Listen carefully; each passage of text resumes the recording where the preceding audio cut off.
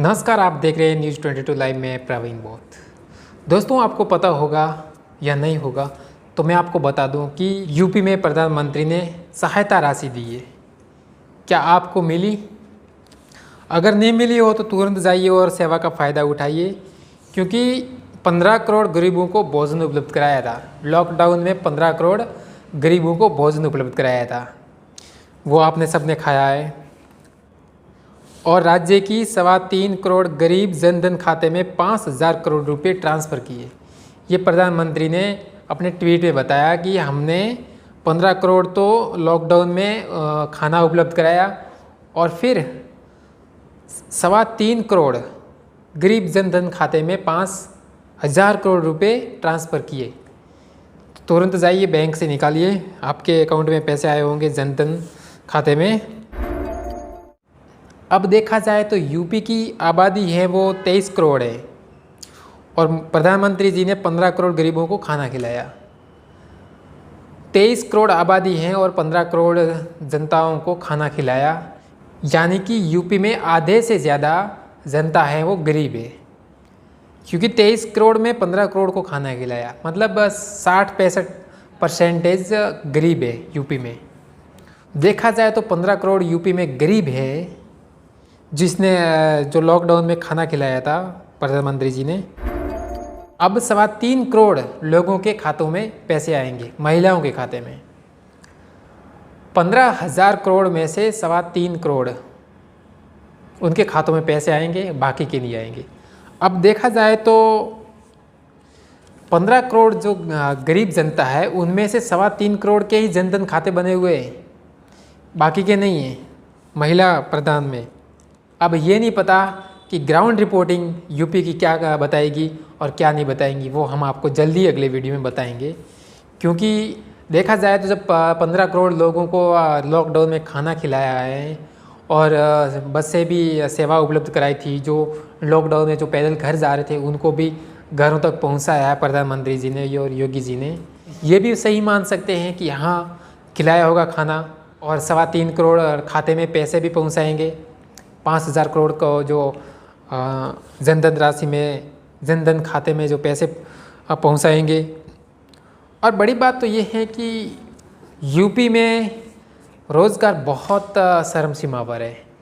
क्योंकि देखा जाए तो 23 करोड़ टोटल जनसंख्या है और उनमें से 15 करोड़ लोग हैं वो गरीब है।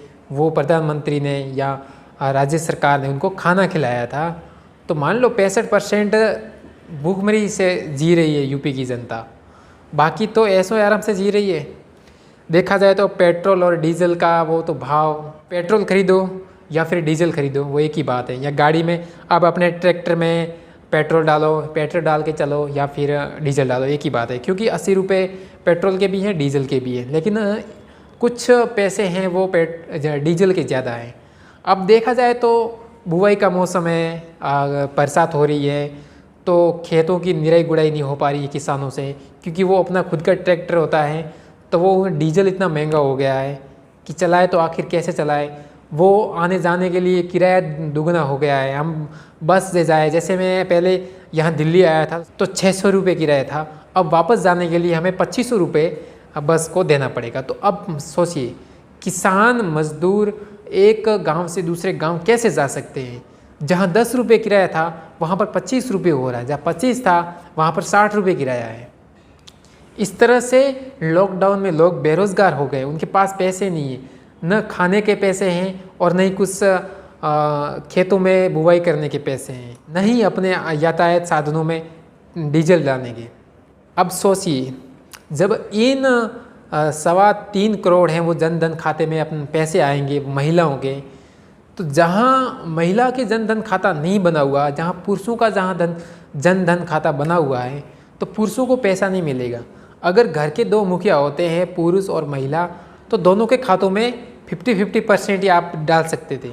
क्योंकि देखो, बहुत ऐसा देखा जाता है तो महिलाओं के जनधन खाता नहीं होता है, पुरुषों के अक्सर होता है। तो हमें दोनों के खातों में उनको पैसे ट्रांसफ़र कर देना चाहिए। अगर नहीं है तो फिर वो गरीब है वो गरीब रह जाएगा। जिसके जनधन खाते से क्या होता है कि अब फर्जी खाते भी खूब बनते हैं, जो मध्यम वर्ग के लोग हैं वो भी जनधन खातों में फ्री की योजनाओं का लाभ उठाते हैं, चाहे कोई भी हो। अब देखा जाए तो नौकरियां बहुत कम है, युवा हैं जो उनके पास कोई ऑप्शन नहीं बचा है, तो वो सिर्फ एक मनरेगा के अंतर्गत वो काम करते हैं, उनमें से भी दिन के 50-60 रुपये ही कमाते हैं। ये सोचिए, मनरेगा में जो युवा हैं बीए बीएड कर रखा है, जो प्राइवेट जॉब में करता था, कोई बाहर कर रहा था काम, मुंबई जैसे बड़े बड़े शहरों में, दिल्ली जैसे बड़े शहरों में, वो जब अपने घर गया तो उनके पास कोई काम नहीं है, साधन नहीं है, संसाधन नहीं है, पैसे नहीं है, तो वो उनके पास एक ही ऑप्शन रहता है मनरेगा में वो काम करे 100 दिन का। लेकिन उसमें भी पैसे कितने मिलते हैं, सिर्फ और सिर्फ 50 से 60 रुपये। अब सोचिए, एक उसमें एक हफ्ता होता है, हफ्ता 15 दिन का भी होता है, 20 दिन का भी होता है, तो उनमें से कितने पैसे आते हैं, 1200, 800, 700 रुपये आते हैं। आप सोचिए, 15-20 दिन उन्होंने तालाब पे गया है, मनरेगा पे काम किया है, तो उनके खाते में अब 700-800 रुपये आएगा। फिर वो बैंक जाएगा, 100-200 रुपये किराया खर्च करके वापस आएगा, एक दिन भीड़ लगेगी बैंक में, फिर दूसरे दिन जाएगा, तो मतलब 300-400 रुपये ऐसे खर्च हो जाते हैं। तो उनके पास पैसे कितने बचते हैं, 200-300 ही बचते हैं।